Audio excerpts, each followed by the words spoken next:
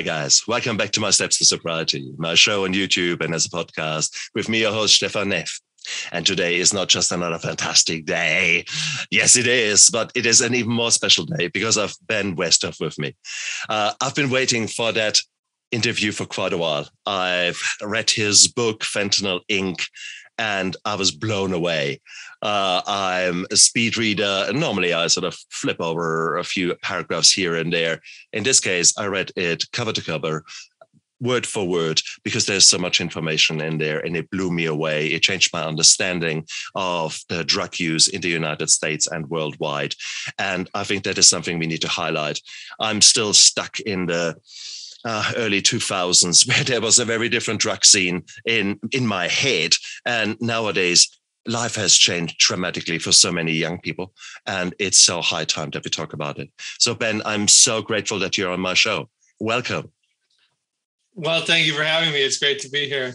Absolutely. And it's amazing. I mean, it's just reading your book.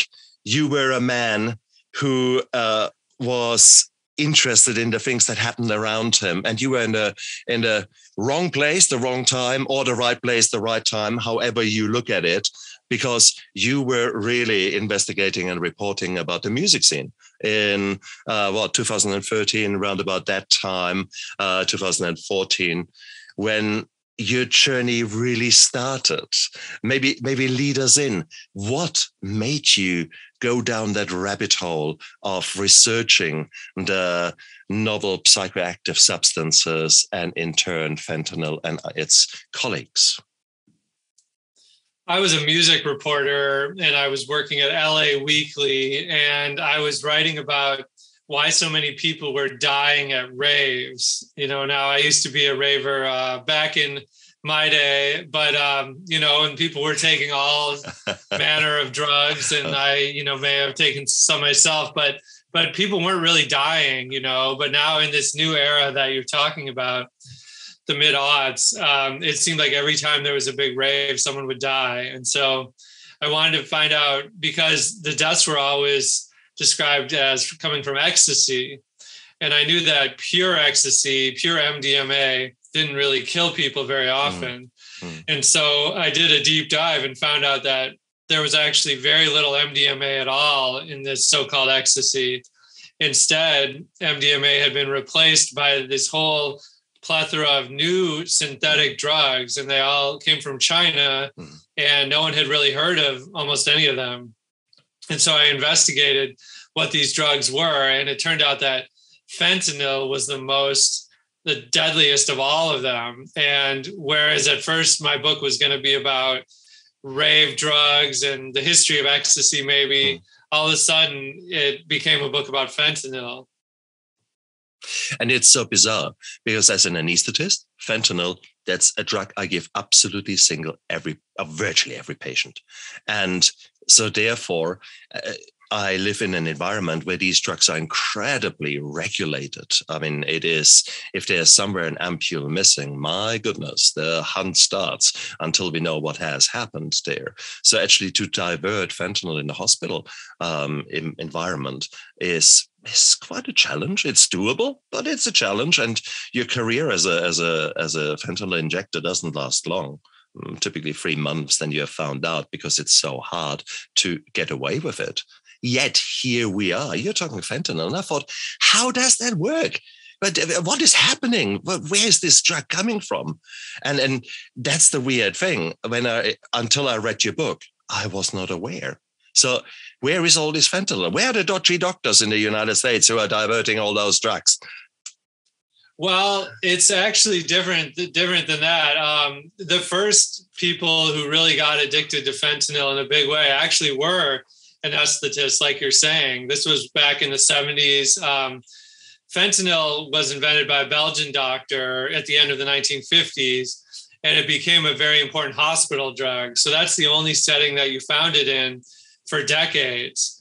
It wasn't until the 2000s that it started to be made for recreational use. And this actually wasn't a diversion. This is fentanyl produced in labs in China. And it's the exact same chemical.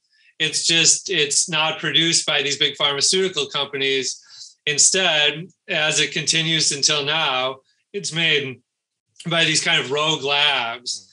And while it is the exact same chemical that you would get in a hospital, the fentanyl you get on the street, the problem is that people like you who are trained to dispense this know what they're doing. And so that's why fentanyl is a very safe hospital drug. But these dealers on the streets, you know, I talked to a guy who literally mixed it up with Mr. Coffee, coffee bean grinder. And so when they're mixing fentanyl with heroin, that's what they're doing. And as you know, that's a recipe for lots of hot spots. You know, there's no way to do that properly. And so that's why one dose of heroin laced with fentanyl, you know, would be just fine. But then the same dose, the same mixture, the next dose could kill you. And that's the whole problem with fentanyl. Exactly. And that's the crazy thing. When you're actually talking about mixing highly and potent drugs, like the way you describe it with coffee grinder, for crying out loud, when we're in a hospital, we give micrograms worth of fentanyl. So we are very meticulous, and we very much know that there's a great individual sensitivity. So some people are really sensitive to it. You show them the bloody ampule and they are half zonked, and others are so, you know, they can take a bit more, but we are talking tiniest amounts. And if you get those tiniest amounts wrong, then you have got a dead person, or in my case, a virtually anesthetized person on the hands. And that's the crazy thing, isn't it?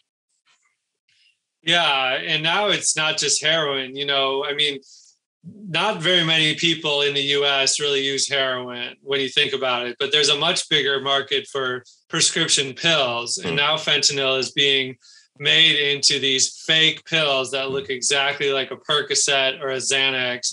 And so again, you have people who order these pill pressing machines off the internet, and then they're doing it in their own apartment, mixing it up with Benadryl or something like that. And again, you'll have a case where one pill, you'll take it and nothing will happen. But then the next one will have hot spots of fentanyl and kill you. That's just nuts, absolute nuts. And it's intriguing when I read your book, and you actually followed the money, so to speak. You also followed the drugs, and you actually went to China to look where this fentanyl is coming from. And that actually blew me away, that what we're talking, because what you described to me there, I don't know, I imagine a guy sort of doing, you know, having a little bit of powder there, a little bit of powder there, a little handy machine like that. We're really not talking that kind of I don't know, half a table full of equipment here, isn't it? We're talking actually industrial amounts of chemicals being produced by people over there. Yeah, I mean, I kept hearing that fentanyl was made in China along with a bunch of other new synthetic drugs, and but no journalist had ever been over there, and there was very little information. And so I just started by Googling "buy fentanyl in China," and the names of all these companies came up, and I made a fake identity and just started contacting them. It was very brazen how these companies, you know, have their email and phone numbers. And so I just contacted them, and I started learning about the businesses. And I said, finally, well, if I came over to China, could you show me? And I was interested in making a purchase. Could you show me the lab? And some of the places said yes. So I infiltrated 2 different drug operations. One was in Shanghai, where I went to actually the Breaking Bad style lab, where they were making fentanyl analogs and also synthetic cannabinoids, which are sometimes known as synthetic marijuana. And like you were saying, I was just shocked by, you know, this is a fairly small lab, but they were making these huge quantities of fentanyl analogs. And for those who don't know, a fentanyl analog is basically affects you the same as fentanyl, or it can be even stronger, but the molecule is tweaked just slightly so that it's technically legal.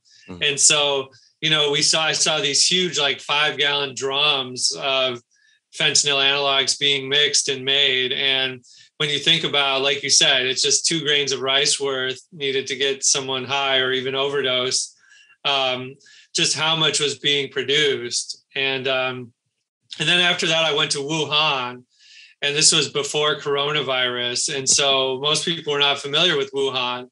But they have the biggest sort of chemical industry in China. And China, in turn, has the biggest pharmaceutical and chemical industries in the world.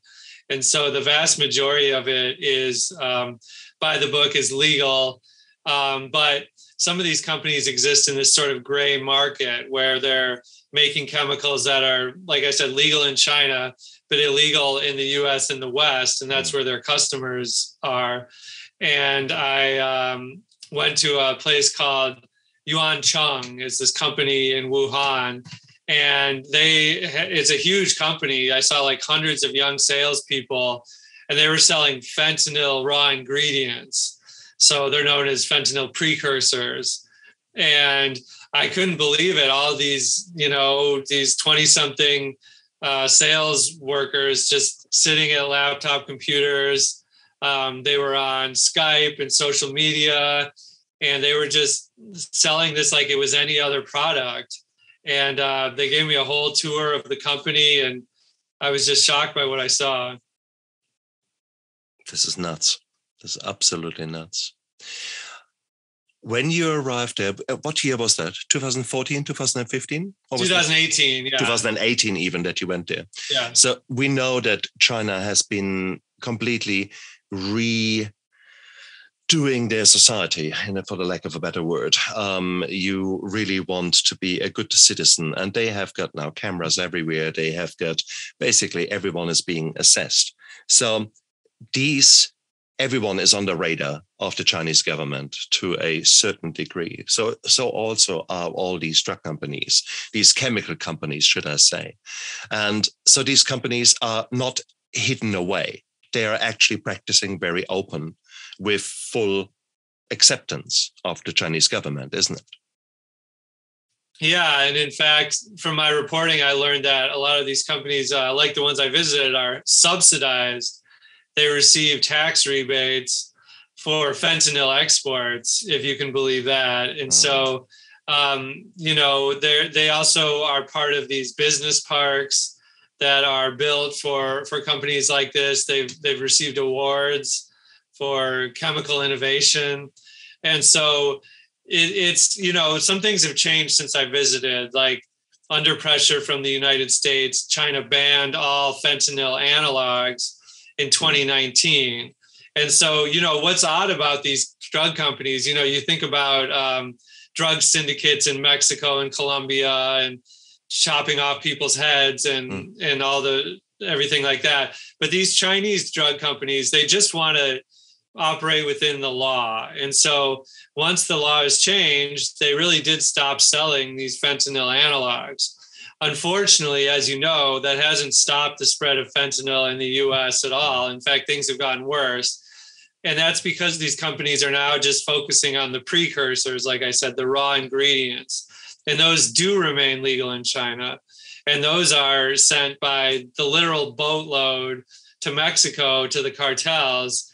And there the cartels use these raw ingredients to make finished fentanyl. It's a very simple process. And then they're sent north of the border and distributed, like other drugs in the United States. So prior to 2019, there was very much a support by the Chinese government towards these drug companies, when it is actually very clear where this fentanyl is going. I mean, it doesn't take a brain surgeon to figure that out. Is that not a way of asymmetrical warfare? Is that not essentially the government actually saying, yeah, cool, let's get rid of a few Americans? What do you think? Is that too cynical? A lot of people have sort of theorized that, and some people even call it reverse Opium War, because the original Opium Wars were basically England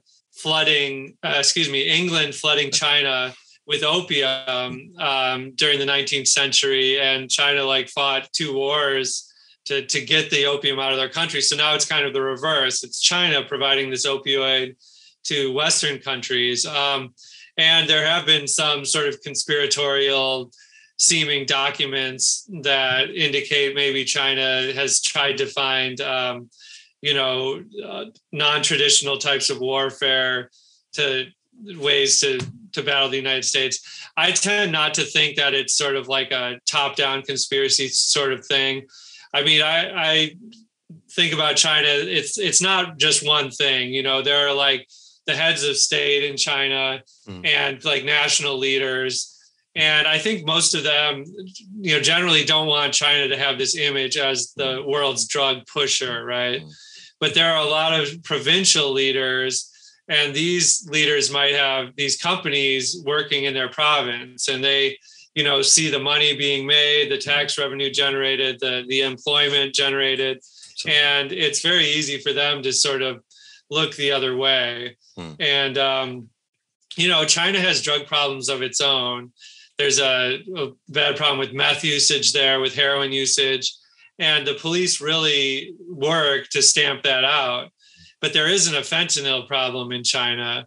And so I think it has been very easy in the past to say, like, this isn't affecting our country, so it's not something that we're really going to worry about.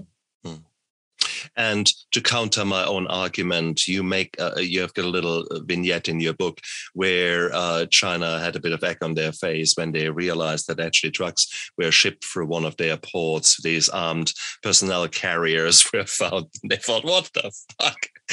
So there was a bit of egg on their face. And if they got surprised by 8 or 12 of armed personnel carriers to be found going through their port, how do you think it is with regards to, a few 100 kilogram of fentanyl? They would be so much easier to actually slip through the lines, etc. So it is, I can see that these conspiracy theories are maybe a little bit too simplified. Yeah. So, I think China says that they have really tried to do what the U.S. has wanted them to do. Now, in the case of this Wuhan Kingpin, who I met, who I went to their company, to his company called Yuan Cheng, the U.S. just recently unsealed an indictment of him. And there's also a $5 million reward offered for, information leading to his capture. So this was very shocking to me because I spent years investigating this guy, and which I write about in the book. And but from my understanding, the fact that they announced this indictment means they've sort of given up trying to get him, because now he knows there's a price on his head. And the only way he would really be caught was if he left the country and he could be arrested getting off the plane in the United States or one of our allies. And so now he knows this, and so he probably won't leave the country at all. But, China has not been helpful to the U.S. in trying to prosecute him at all. And that's the understatement. They refused to get him out, isn't it? Yeah. And China actually says, we don't appreciate the United States efforts. They're making things harder for us. And so it's very much a situation where they don't want us to tell them what to do. Oh, bloody hell. But I think it's so important. So it's, whilst I have got a bit of a chemical understanding, and so do you after all your research, just for the viewer who maybe fell asleep in the chemical classes, in chemistry, you have got molecules. Molecules are basically like Lego. You take Lego, which are sort of atoms, and you put them together in a fancy way, and it looks nice, and that's now your molecule. Now, make a Lego shape and call it fentanyl. And then suddenly someone says, oh, no, you can't make that. Okay, so what do? You just take another Lego piece and put it somewhere on the side. Now it's no longer fentanyl. It is something, carfentanil or whatever chemical name you want to give it. But now that is suddenly legal again. So if you do that with fentanyl, oh, that's okay, easy. And you just said that finally under pressure, China made fentanyl and analogs, so anything that looks and behaves like fentanyl, regardless how many Lego you change, illegal. The problem is we're talking about one molecule, that's fentanyl. There's so many others out there. And there's so many others. And then what I didn't realize is that there has been this subculture of psychonauts. Now that blew me away. I didn't know that. Tell me, what is a psychonaut? A psychonaut is someone who tries experimental drugs that have never really been tried before. Experimental recreational drugs. And so to boldly go where no man has gone before. Literally. Yeah. A lot of these guys are really into obscure psychedelics, and they want to be the first person. They go on Reddit or they go on other forums and they describe their experiences trying these new psychedelics or new other drugs, and hopefully don't die. These chemicals tend to come from old research papers, scientists who tried to invent new drugs for the sake of marketing them and patenting them and getting rich. And oftentimes these drugs never came to market. But their research, it used to just sit on dusty shelves in universities and libraries, but now everything's on the internet. And so these psychonauts and these people who manufacture these illicit new drugs go through the research. And once they find a chemist that they really like, I wrote about this chemist named David Nichols at Purdue. He's a very by the book sort of academic type who was doing all these studies into the potential health benefits and psychological benefits from different psychedelics. But once all these rogue chemists discovered his work, they just went through paper by paper by paper and started remaking all the psychedelics that he made. And so the problem is, you're trying something with there's never been any testing done on it. You're just a human guinea pig. And there's people who really enjoy this, believe it or not. But if you now imagine chemistry, it must be infinite amounts of combinations of atoms that you can put together. And whilst there are some that are a bit more likely to be psychoactive, it must be a huge amount. It is. What is your gut feeling? How many potential candidates for psychoactive substances would you think there are? 100,000, 1 million, 10 million? Potential, yeah, if not more. All throughout people have been using drugs since the dawn of time, right? But throughout human history, everything came from plants or animals, mostly plants, but there's certain toads you can lick the back of or something like that. But, it's only a couple of different handfuls, cactuses and mushrooms and the marijuana plant. And there's not very many. But in recent years, since the dawn of synthetic drugs, it's got to be that they were inventing, a dozen new drugs every year. And then it got to be hundreds. And so now we're at the point where it's literally hundreds of new drugs are invented and, posted for sale on the internet every year. Particularly popular are, like I mentioned before, these synthetic cannabinoids. And people say it's synthetic marijuana, but really it's not like marijuana at all. Smoking some weed chills people out and makes them, maybe get the munchies and take a nap. But these synthetic cannabinoids are completely made in a lab. There's no natural product to it at all. And it's it's called a full agonist. So it impacts the same receptors as THC, as marijuana, but it's supercharged. And so people, you can, see all these YouTube videos. The common names are Spice and K2, and people losing their minds over these cannabinoids. And you from now and then see a new drug coming on the market, and suddenly you've got police coming out in force because there are zombies, literally zombies walking around. And there have been quite a few cases in the United States, but also around Europe, where drugs like that, and sorry, also in here in little New Zealand, we are just as in trouble as everywhere else, because these are new things. These are uncharted territories.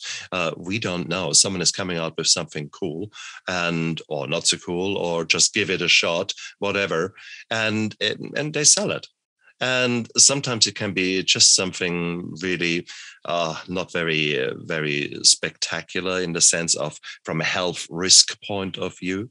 And that's nice, but that's typically not the case.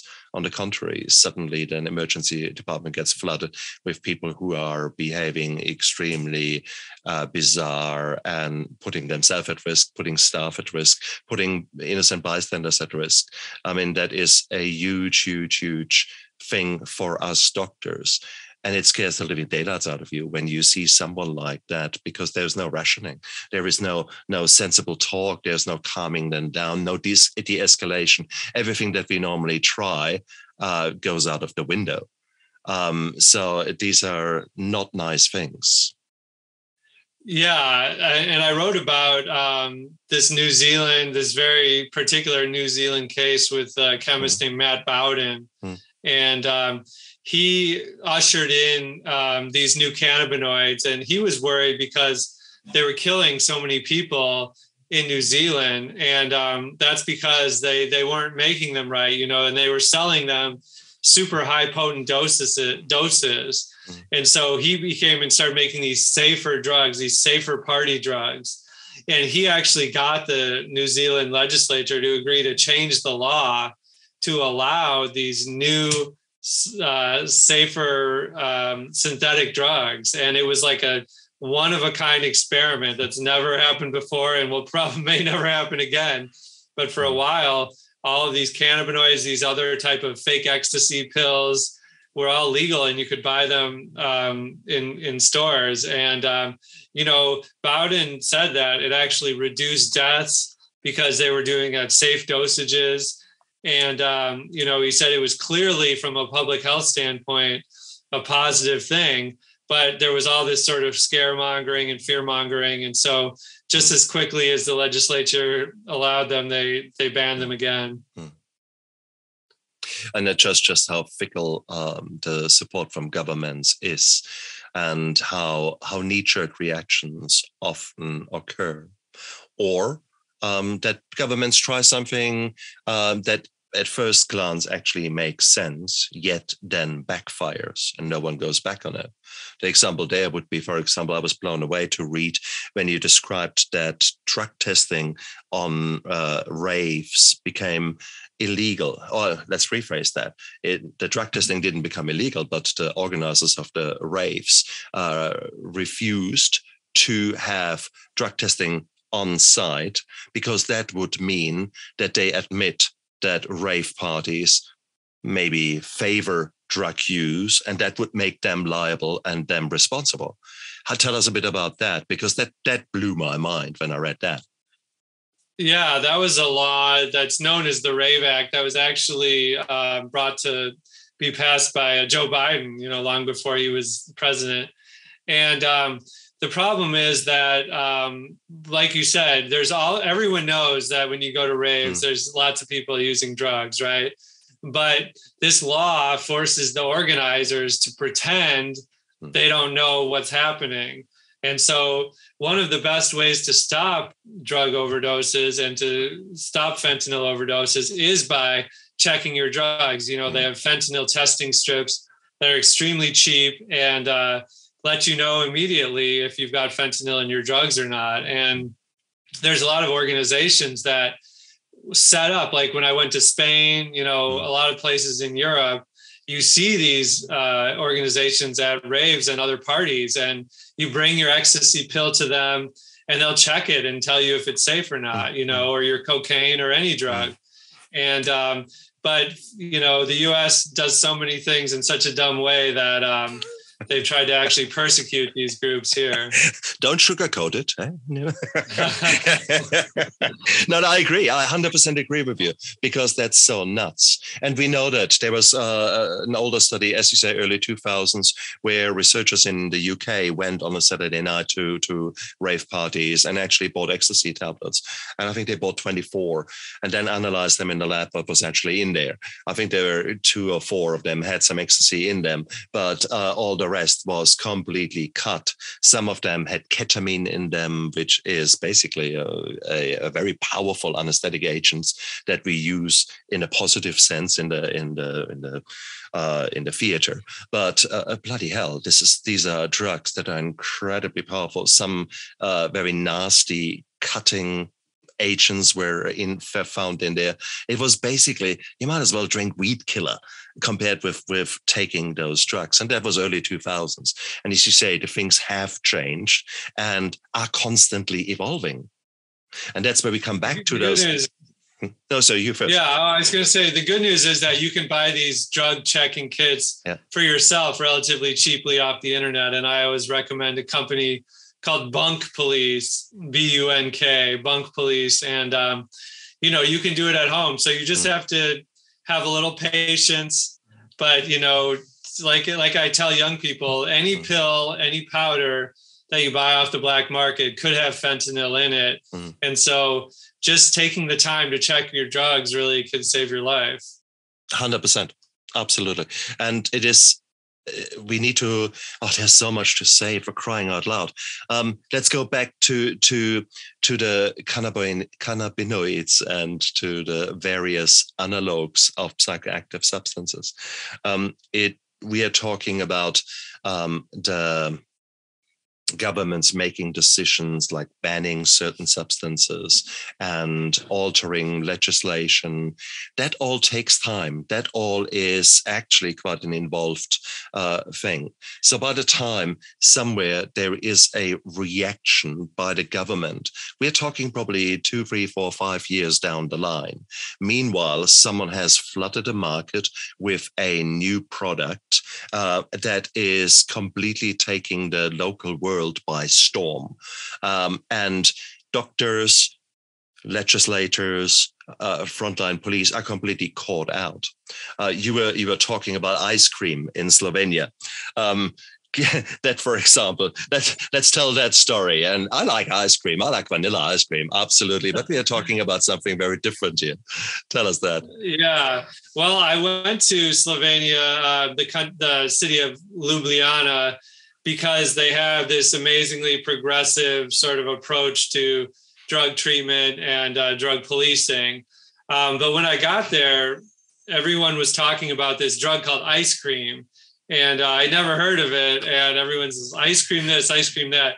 And so it turned out it's a type of a synthetic cathinone, which is a stimulant derived from the cat plant, which is used as in the Middle East. It's a natural plant that's a stimulant, but they're making a synthetic version of it. And so it's kind of like between ecstasy and speed, maybe. It gets people like really excited, and sometimes people put it as fake ecstasy. But I was like, well, why do they call it ice cream? And I actually got to meet the guy who invented ice cream, this drug dealer. And what he said was that he was cutting the drug, to increase his profits. And his girlfriend suggested using a vanilla, like a protein powder, like a vanilla flavored protein powder. And he put it in there, and it turns out that the customers liked the vanilla taste so much that later he tried taking it out and they wouldn't buy it anymore. They said, no, we like, you got to leave that in. And so it acquired the name ice cream and became a sensation all throughout the region. And I love the argument from the girlfriend. These drug addicts, they don't get enough food, so we give them some protein powder. A lot of calories. Oh, unbelievable. Yeah. The sheer fact that you snort that substance and that therefore the vanilla taste molecules go down to the tongue and you taste it. I don't know how that protein is supposed to get into the body, but it's I don't know. I don't know about that logic exactly, but Yeah. But it just shows. So suddenly you've got a drug that is psychoactive and that makes you feel good, makes you feel high. Now you do a bit of marketing spin and something crazy happens. Everyone wants that drug. Everyone wants to be out there. You can imagine that no one had heard about that. You hadn't heard about that. The police had no clue what was going on. So now if you believe that there is a path of legislation that can actually deal with drug use and can prevent drug use and can somehow solve the problem, you already get the idea by those examples that I wanted to bring up here, that this is actually a fallacy. So you can't really wait for governments to somehow legislate a market which is constantly evolving. We are no longer talking about big shipments of cannabis and maybe big shipments of cocaine, something that potentially a border agent can actually find. We are talking about chemicals that come in as part of normal industrial processes. And someone says, oh, let's snort that, or let's drink that, or let's whatever. Yeah. And, the dark web has really changed the game, because now you don't have to buy drugs from your local drug dealer or use the Mexican cartels. Like young kids know how to access the dark web and have drugs sent right to their door. And, some people think that some parts of the dark web actually promote harm reduction, because there are sites that use Amazon style ratings. And so if someone is selling something that's cut with fentanyl or it's deadly, then they'll get a bad review. Whereas the more trusted vendors you can buy from more safely. I'm not sure if this ultimately makes sense, but there are other dark websites that won't sell any fentanyl products at all. But going back to your point about trying to legislate this, I mean, the problem is that it's just, it's a game of whack-a-mole, like we were saying. And so, again, we talked about China banning the fentanyl analogs, and so now what's become popular is non-fentanyl opioids, right? So all of a sudden we have this drug called ISO in the U.S. No one had ever heard of it, but it's an opioid, and so it's like, why is this popular all of a sudden? Well, it's popular because fentanyl is banned. And what's really starting to take off in the United States now are different types of benzodiazepines, and those are, like Xanax and Valium are the most famous. And so those are more and more regulated. But in its place, now all these Chinese labs are making these new, spins on Xanax, or where a few molecules are tweaked. But what's happened is these new benzos can be twice as strong as Xanax. And so you have all these cases where these, again, a lot of young people are taking these pills and then blacking out.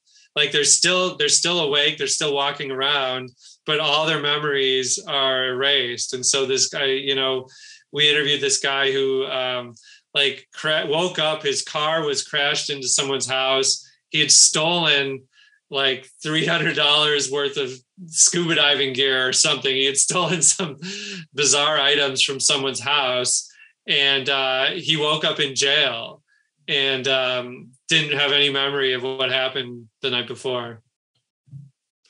And if you look at the incidence of sexual abuse and of rape in the United States, it is a figure that makes me every time shudder. With disgust, actually. And now, I mean, how hard have doctors and rape prevention specialists, police tried to ban and try to raise awareness of GHB, of the benzodiazepines, flunitrazepam, rohypnol was being made more or less illegal because it was tasteless, colorless. It was the perfect date rape drug.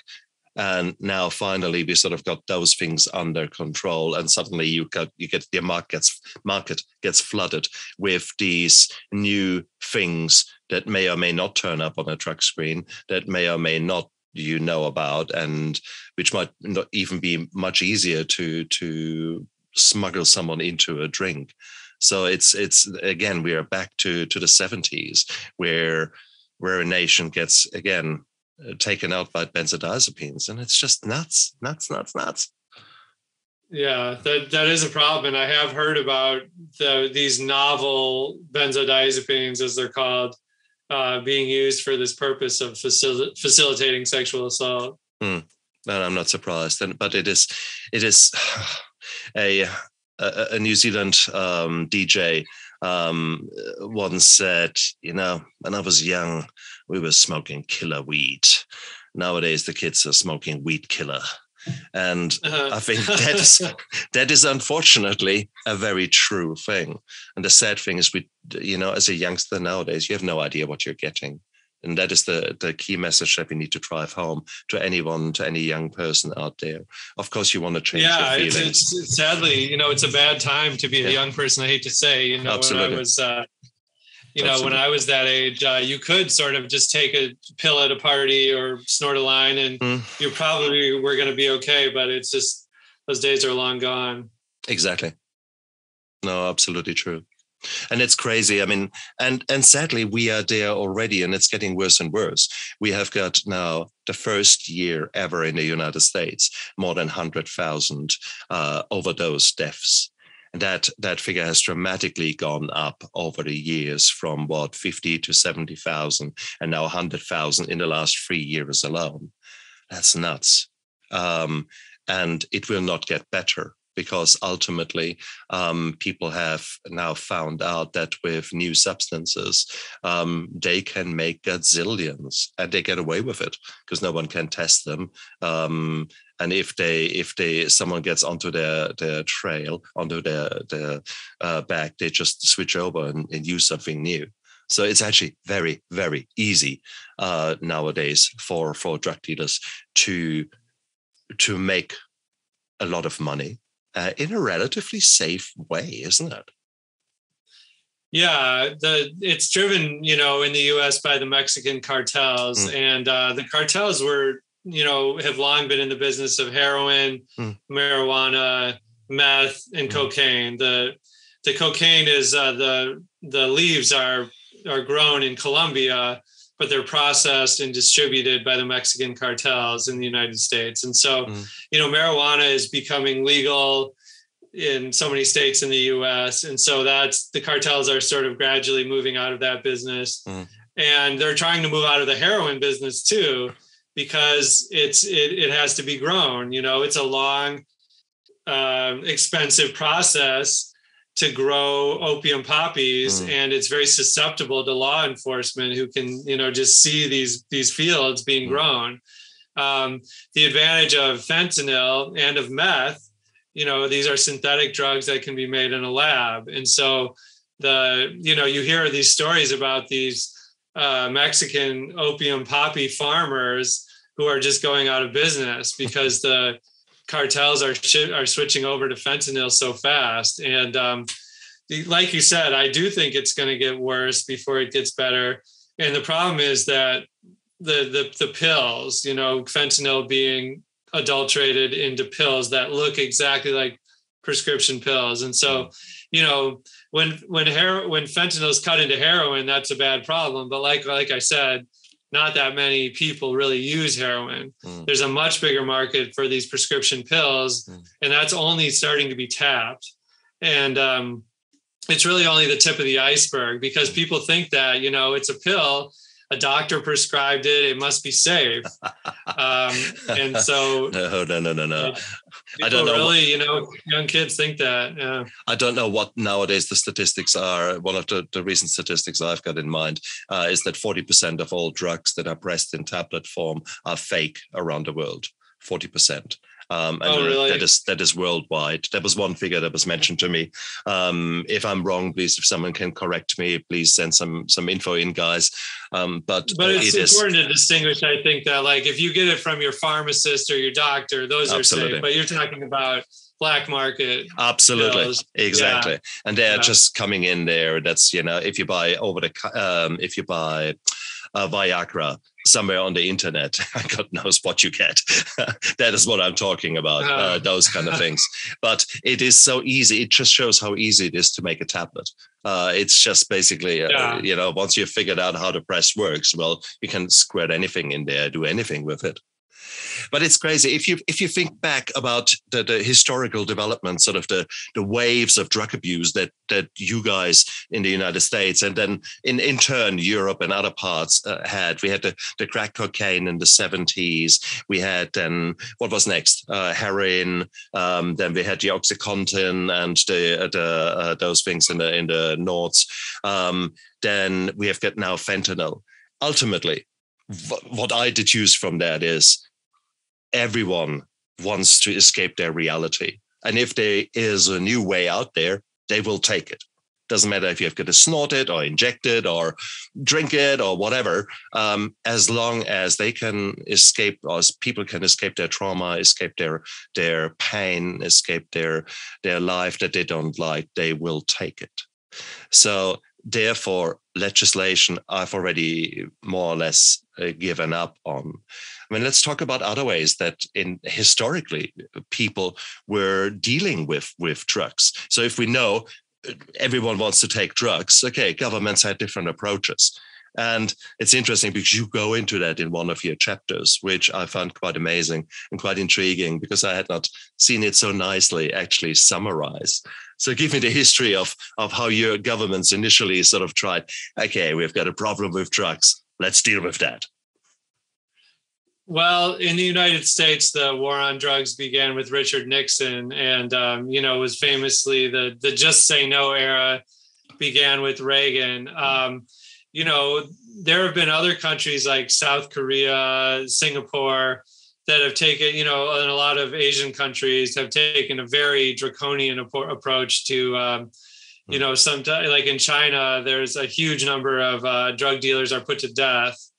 And but then you have other European countries that have taken the complete opposite approach, like Spain and Portugal, decriminalized all drugs pretty much. And even in the United States, like Oregon passed that law, and the decriminalization of marijuana has even come to places like where I live in St. Louis, Missouri, and the middle of the country. So, my belief tends to be that throwing drug users in jail usually does more harm than good because, exactly. People, especially opioid users, they need treatment. And when they get out, they're still going to have Absolutely. The same addiction. It's just going to be much worse. And so I think, luckily, I think that's something we're starting to see now is more money devoted towards opioid treatment programs and even alcoholism and other types of drug treatment programs. That's exactly what it is. Addiction is essentially a medical disease, just as much as diabetes or asthma. It's a chronic disease that needs to be managed. And if you can help people to detox in the first instance and then show them new ways, new habits, new focus in life, etc., to develop a new person that is less and less likely to need a drug or alcohol to escape their reality. That is really modern addiction treatment. That is really, and if it is the 12 steps or if there's other versions that guide you down that path, it's ultimately, that is really, it is a disease management. And therefore it is so bizarre to actually think back in the 70s, Richard Nixon there.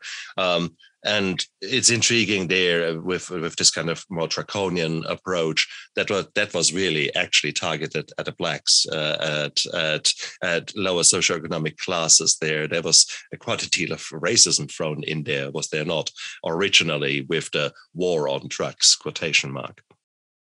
Yeah, one of Nixon's advisors said that Nixon was targeting the blacks and the hippies, who he saw as being his big opponents in his re-election campaign and things like that. And, I think, just to end on, something more positive is that we're lucky that we do have these opioid treatment drugs, When it comes to drugs like meth and cocaine, we're kind of still out in the wilderness. But for we have methadone, buprenorphine, and naltrexone, and the last one is one that I don't think gets talked about enough, especially for people, like we've said, who, when they've been detoxed, are able to take naltrexone. And the brand name is Vivitrol. It's a shot that blocks all opioids for 25 days. So even if you were to take some heroin or some fentanyl,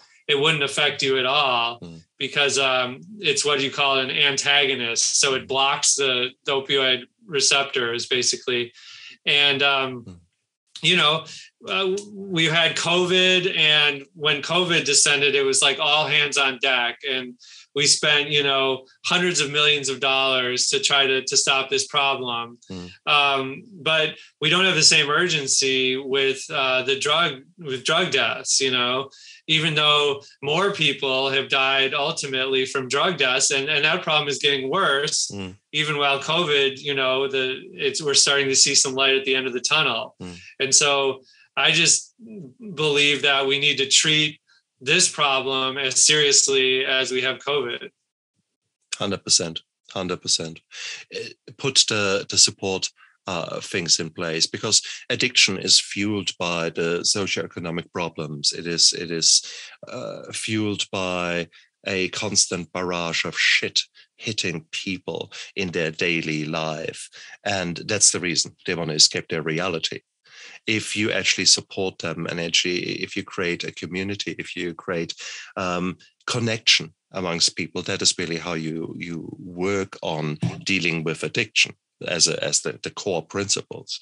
Of course, connection is a challenge when it comes to COVID, to isolation, and we will probably see a significant worsening. I mean, there is certainly there's some evidence in some of your counties and states coming out that indeed the isolation and the problems that arose from COVID have significantly impacted the statistics of social problems as domestic violence, family harm, addiction, overdoses, alcoholism, all those kind of things. So these are nasty times. There's no two ways around that, and we need to accept it. And I think the people on the cold front need to accept that these problems are there. We can't just talk them away.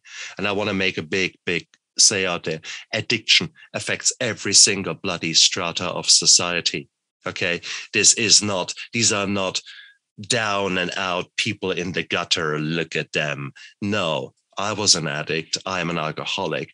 I was reasonably high functioning. I kept my job somehow.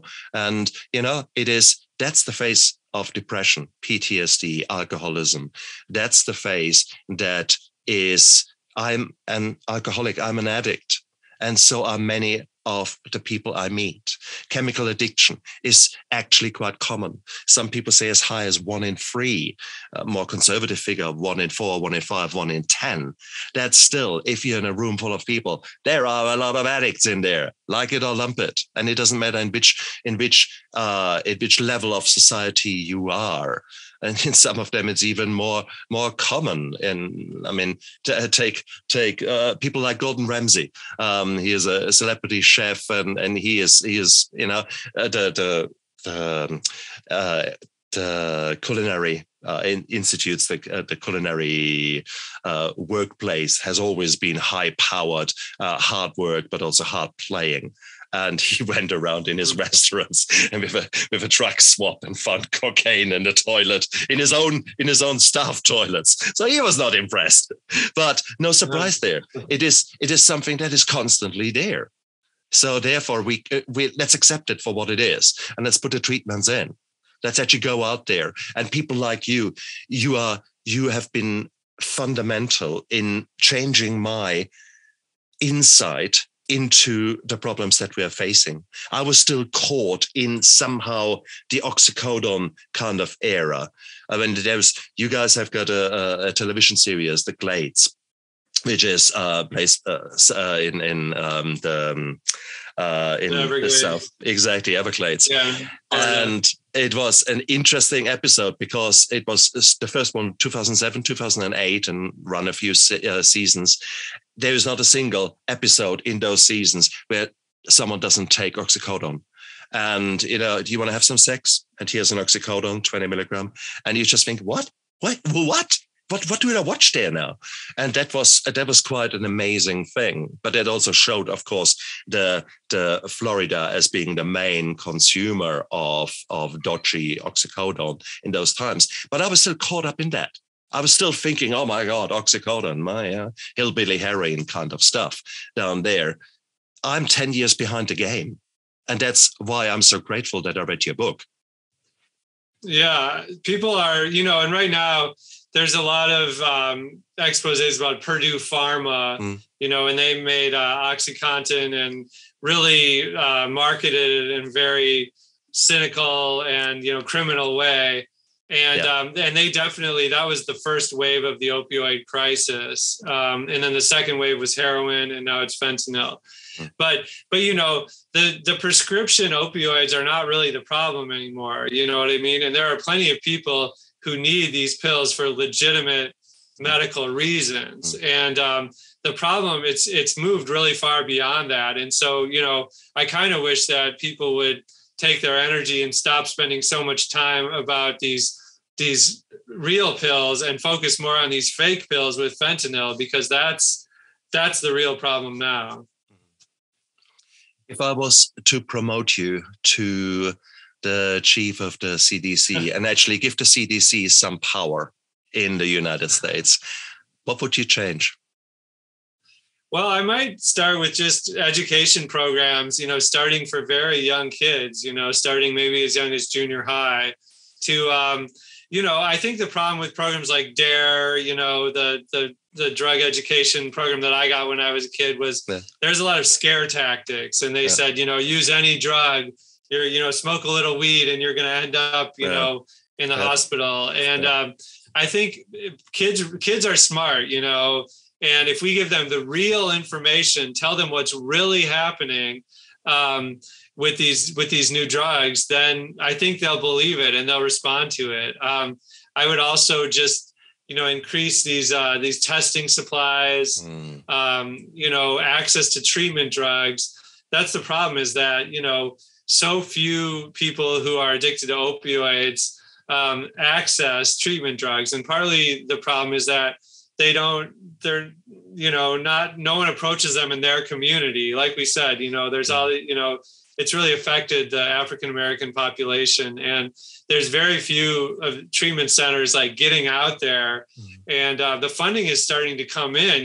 People can take naltrexone and some of these other treatment drugs for very low cost, but it's just not reaching the people it needs to. And so that's what I would focus on. I couldn't agree more. Absolutely. We need a different approach to drug abuse that is going away from the traditional kind of either law enforcement driven way or from the classic sort of the addiction treatment way that is still maybe stuck a little bit behind of what really is occurring now. But most importantly, we need someone on the helm, i.e. at a funding helm, to have the balls to say, no, we need to do something here, because otherwise things will not change. But right now, my country, New Zealand here, we are, for crying out loud, the mixture of COVID and other challenges has put a huge pressure on government to do things. The addiction treatment and the availability of counselors and psychologists is horrendous. It is the waiting list for Africa. It is just nuts. It is. My son is wanting to access some psychology services, and 4 months down the line, still nothing. These kind of things. So that's the reality here. I've been so blessed, because when I was in trouble 2013, 2014, there was still a Capri Rehabilitation Hospital running here, which was a private institution. And these buggers saved my life. I really loved them to bits for what they did, but ultimately it was financially no longer viable for them. We've got all these kind of issues there. So whilst when I did a Google search, there are 245 mentionings of drug rehabilitation here. Yeah, about that. There, you've got people who are dabbling a bit here and there, and some of them might be actually very good, but there is not a structured approach that supports the coming out. The government does some kind of little bits and bobs there. We've got campaigns such as "It's okay not to be okay," when sports stars open up about being depressed, etc. So there are some little bits there. We've got comedians who are going out and opening up about their own journey with depression, and often with alcohol and other drug use. But these are few and far between. There's no systematic approach. And I applaud you for saying that, for taking that stance. What do you think about Portugal and Spain? They have taken this approach. You probably know more about the more recent developments there. Is that still actually the success story as we believed it was in 2-3 years ago, or have they gone back on their thinking? Well, I don't know the most current statistics, and it's not that everything there is sunshine and roses. Spain in particular has its own sort of drug trafficking problems, but they do, people use the traditional drugs, marijuana, even heroin, psychedelics, magic mushrooms, things like that. And the natural drugs tend to be safer. So that's, that's better than the alternative. And but no, like you mentioned, it's not just receiving treatment drugs, it's also receiving the counseling. And, as you know, these things go hand in hand, and that's really a critical part of it. Wow. I mean, you spend so much time going in that. I mean, I want to say deep heartfelt, whatever the English word is, for thank you. For what's the German word?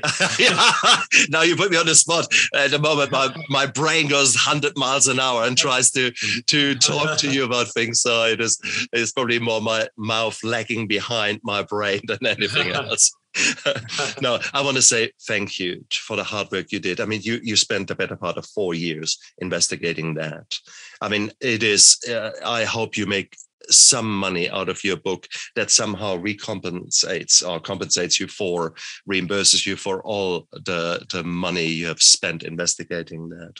That was work that really needed doing. And I'm so pleased that I got the chance to talk to you. Your story, it makes me so happy to hear your story. And, it's been great talking to you, and it's been great meeting with people. There's so many great stories of hope out there. And, even at the bleakest, time of this crisis, I still believe that we are smart enough as a society to get ourselves out of it. You're a very optimistic man. What should I say there? Yeah, exactly. About that. But no, I love it. I love your optimism. And after all, that's what I do. I try to demystify mental health and addiction. And I try to be the bringer of hope. I try to be that light in the darkness for others. That's why I bring guests like you on. So yes, I actually second that, and it honors you and it humbles me to actually think along the same lines. So that's beautiful. But of course, for me, it's important now. Here you are. You have done this amazing book. But that was 2018. You sort of wrapped it up. 2019, wasn't it? The writing, and it got published. 2020? Yeah, 2019. Yeah. Oh, yeah. I do have a new book coming out. Yeah, that in May, just in a few months, and it's related to drugs a little bit, but it's about my mentee, my little brother and the Big Brothers, Big Sisters mentoring organization, who was murdered. His name was Jarrell Cleveland. He lived in Ferguson, the city outside St. Louis that had the famous protests in 2014 and kind of kickstarted Black Lives Matter. And my mentee, we were together for 11 years when he was murdered in 2016. And it was a cold case. The police, didn't know who did it, but I did an investigation and figured out who killed him. And the book is about Jarrell's story, my story. It's like a true crime sort of memoir about our relationship and everything that I was forced to learn. He kept a lot of things from me, and my own sort of naivete stopped me from knowing what was really happening in his life. And so that's what I learned in this book. It's called Little Brother, Love, Tragedy, and My Search for the Truth. I almost forgot to mention the title, but you can find more information on my website. It's just benwesthoff.com. And if you just Google Ben Westhoff, you'll find it. Mm. When will it be released? In May. In May. Let me be on your publishing team. Flick me a copy. I'm so happy to review that, man. Great. Well, thank you. Oh, absolutely. There's no doubt about that. You're an amazing man. You're tenacious. You're a bit like a bulldog. Once you have sort of got it on the bone, you can't get that bone back out. And that is what it takes to do a proper investigation. And therefore, it is so amazing. I couldn't stop reading your book, and I love that depth. I love that holding on and seeing something through till the end. And that is sometimes that's not so common. That's not so common in our society. We are quick fix, quick things, and then it gets forgotten. And you're a man who sticks with a topic and sees it through until it comes to a conclusion, a proper conclusion. And that is lovely. So I'm looking forward to your new book, no doubt. And you guys out there. Oh, hell yes. And you guys down there, look down there. Down there is all the information for Ben. So you just need to click and copy and paste into your search bar and go for it, guys. And once you're down there, you might as well press the subscribe button and the like button on the interview. And whilst you're there, you might think, well, that was actually a really cool interview. Why don't I tell about my friends about that? Because it's let's spread the news. Let's actually educate people. And that is what this particular interview is doing so well. Buy Ben's book. It is worthwhile, really worthwhile reading. Fentanyl Inc. You see it over his right shoulder up there. There it is. Guys, go out there, buy it. It's well worthwhile. Cool. Ben, I'm humbled and I'm honored to have had you on my show. You're an amazing man. Please keep going with this energy and with this tenacity. It is you are destined to come up with other ideas that this world needs to know about. So I forbid you to stop writing. Okay, you just need to keep going. Is that okay? Well, thank you. Yeah. Well, I appreciate you saying it. It's very humbled to hear you say this. So thank you. No trouble at all. And you guys out there, look after yourself and live with passion and make every second count. Look after yourself. Bye. All right. Take care.